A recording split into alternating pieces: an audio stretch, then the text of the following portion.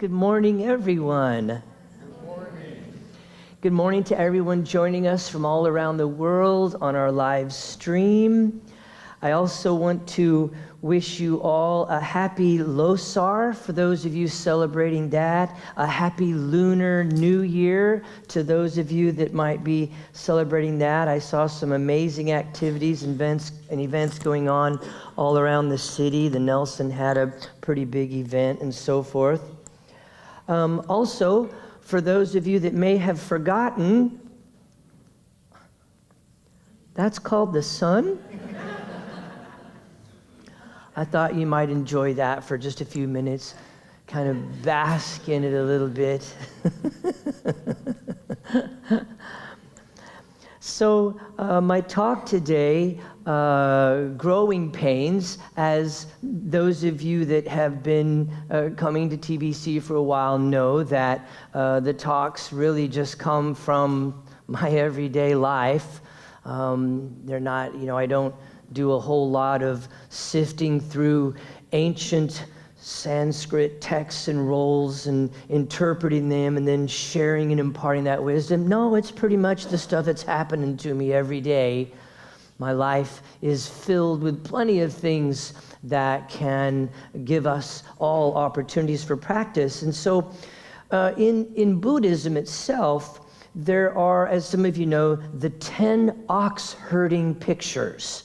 You can see this at the Nelson, in fact. There are several displays on this. And the 10 ox herding pictures are actually a pictorial metaphor for the stages of the practice itself, of what we go through as practitioners.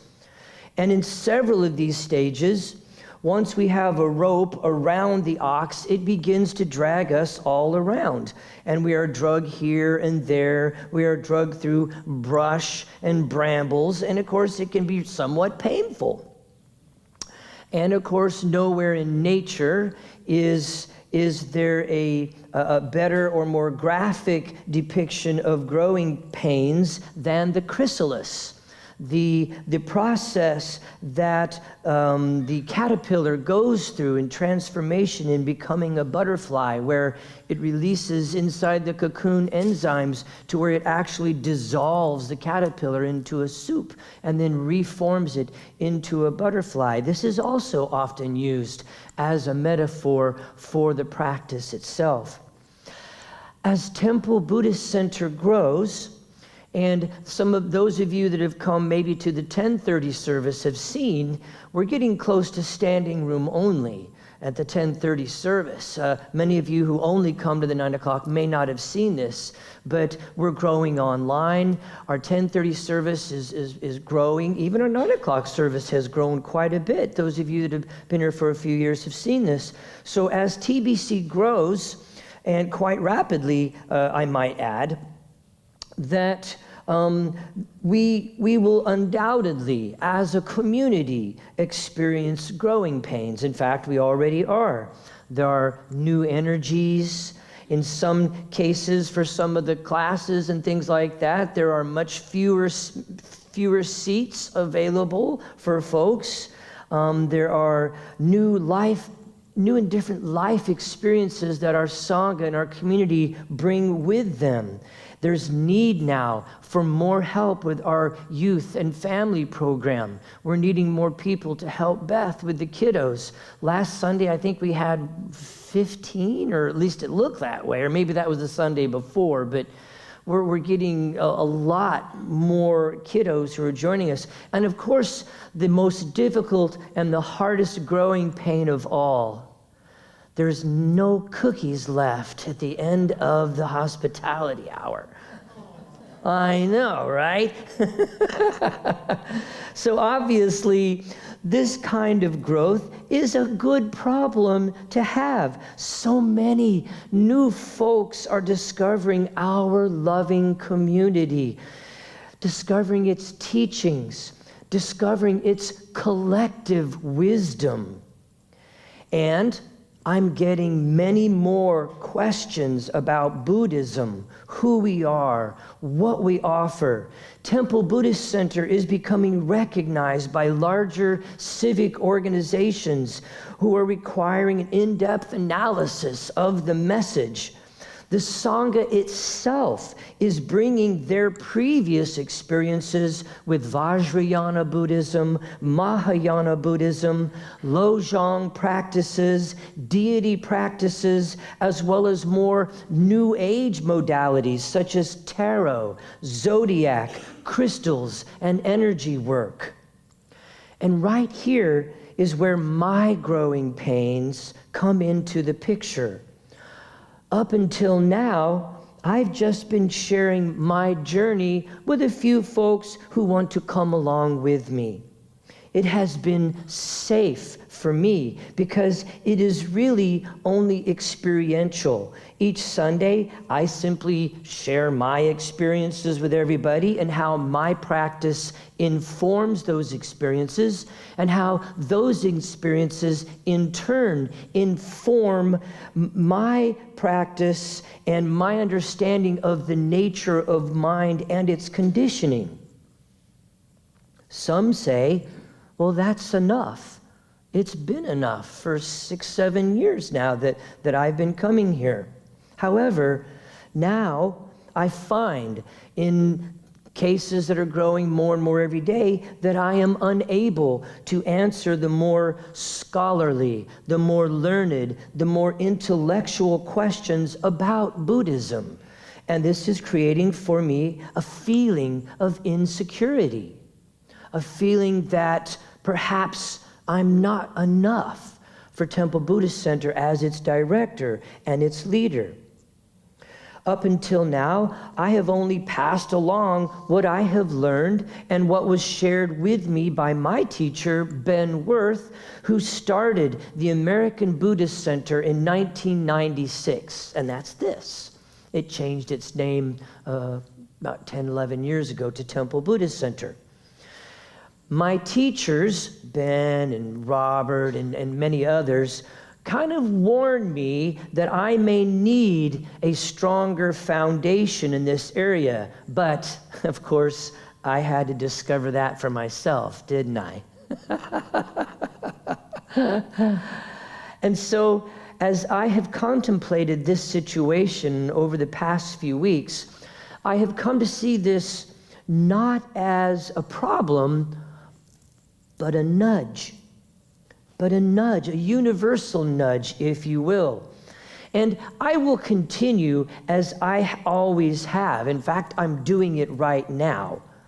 But I have begun exploring some various coursework that is offered through Spirit Rock and the Bari Insight Meditation Society in Bari, Massachusetts. Now, I want to make something very, very clear, and that is that there is absolutely nothing wrong whatsoever with all of those practices and modalities that I spoke about a minute ago. Even myself, I have experimented and explored with things like sweat lodges, medicine wheels, a South African fire ritual, dowsing, Reiki, shamanic breath work. And all of these have in some way contributed to awakened experiences that I have encountered over the years. Because in the end, experience is our teacher. Our life is our practice. Opening to all the experiences is what we teach here at Temple Buddhist Center. The techniques, the methods can be very interesting and are your individual path, but it is our relationship to those techniques and methods that we must ultimately see. What we seek is seeking us. What we are looking for is an awareness of what is looking.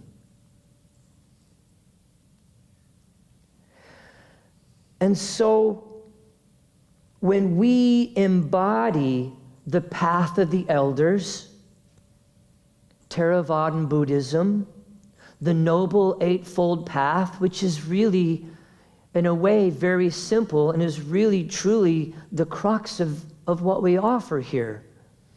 When we embody the Noble Eightfold Path, wise understanding is not specifically an understanding of an answer as much as a realization of where did the question itself come from. Wise livelihood is less about being a guru and more about how much of your heart is in the act of pouring coffee for a friend or a customer. Wise effort is less about completing 108 prostrations, but more about bowing once to the person that stole your wallet. Wise action is not so much that we march on Washington, but that we open our hearts to those who are suffering and to those who we perceive caused it.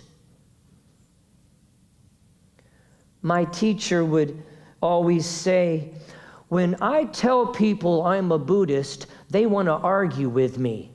But when I act like one, they want to know more.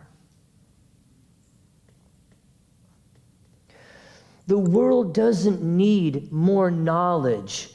The world doesn't need more techniques and methods. The world needs our hearts and our wisdom. My growing pains come from learning to trust my gut and what my heart is telling me. Temple Buddhist Center's growing pains are coming from navigating the transitions and not getting caught up in the necessary machinery and infrastructure that comes with supporting a larger community. There's the old story of the angel and the demon that are walking down a road a few hundred yards behind this fellow. And they're walking along, and pretty soon this fellow stops, reaches down, and picks up something. And the angel nudges the demon and goes, "Oh, look, he picked up a piece of truth. Now you're in trouble." And the demon says, "Oh, I'm not worried. He's going to organize it." And so those natural growing pains that come with a community that is getting bigger and bigger, and sometimes that sense of the impersonal or the getting caught up in the machinery and the infrastructure of trying to be able to handle that, that's where we need to constantly focus and make sure that we always keep our hearts as the guide. The machinery is necessary. We have to start having more of these types of infrastructure things in places. But they're not bad, they're not wrong, they're just different ways of beginning to how we conduct ourselves. And two, as practitioners, you will also encounter growing pains. Spiritual awakening is the birthing of a greater reality, to quote the title of one of Robert's books. You will go through the initial joy of feeling your heart as it resonates with the teachings. After meditating for a while, you may think that something special has happened, and that now you are somehow special, and that you need a special uniform and a tool belt so that you can go out and save the masses as if your path was their path. Only to learn that the sun still shines on all beings, even those who are unworthy. The world does not fall out from underneath their feet, those who we see as the perpetrators. It still supports them in every step they take. You will experience disillusionment and doubt, very much like on the night of the Buddha's awakening. He experienced all those, what they call the 3 watches. And he experienced doubt, disillusionment. You will worry as if maybe this is just some fad and isn't really helping me. And if you don't quit the practice and take up pickleball on Sundays, your practice will eventually mature. Your heart flowers and develops the capacity to break 1,000 times and to hold 1,000 insults. Awakened experiences become the norm instead of those occasional coincidences and synchronicities that make us giggle. And a quiet dignity arises in the awareness that there is no one to save and nothing to save them from. They too are on their path. They too are experiencing the things that will help them to wake up. When we march simply because our hearts move us to do so, not because there's a them and an us, not because there's a villain and a victim. When we love unconditionally because now that's all we can do. There's no more blame, no more judgment. We've seen the suffering that those mind states bring in our lives. Jack Kornfield likes to say, after the ecstasy, the laundry. It's kind of a nod that waking up isn't confetti cannons and brass bands. It is this settling into a new way of being, that sense of bliss, which is not, how we use the term, I blissed out at this concert. That's not exactly what the term means. Bliss is just this subtle and gentle level of knowing that everything is all right. Everything is okay. Everything is happening exactly as it should. Doesn't mean it's not painful. Doesn't mean that we don't take action. But there's no anger, there's no resentment, there's no revenge, there's no suffering. The great paradox is that we must experience pain and suffering to know that we don't have to experience a lot of pain and suffering. We must need the many modalities and techniques and methods and formulas to realize that we never needed them. The Buddha said, you have everything you need right here and right now to wake up. Jack Kornfield likes to tell the story about the young Buddhist practitioner who had acquired tremendous knowledge and many methods and tools and modalities and techniques. And so when he once visited this monastery and he presented all these things to the abbot, the monk nodded his head furiously and was agreeing with everything he said. He's like, and we do that? Oh, yes, we do. And do you do? Oh, we do. Yes, this is, yes. And so finally the young man said, well, then do you need me to teach and to share all of these things, with the monastery? And the monk answered, oh, no, we already have them. And the young man's, well, where?